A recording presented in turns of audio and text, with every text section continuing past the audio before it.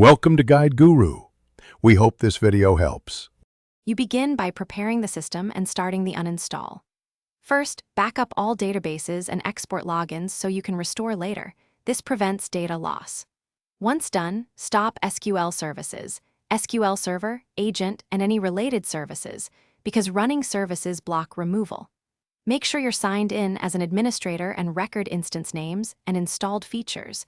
You'll need them to remove components cleanly and avoid orphaned files. Next, use programs and features to remove the instance and features. Open Control Panel or Settings and find Microsoft SQL Server 2022 entries.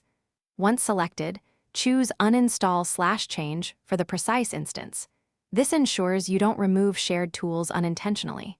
Follow the setup wizard and pick Remove, then explicitly confirm the instance and feature list to uninstall. Make sure to review shared components.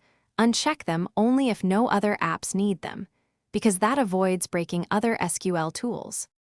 Finally, clean up and verify the uninstall completed.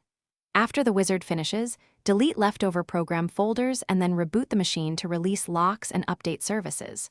Once restarted, check Services and Event Viewer for errors. If you still see instance entries, remove related registry keys cautiously or use SQL setup logs to identify failures. If you plan to reinstall, restore your backups and logins.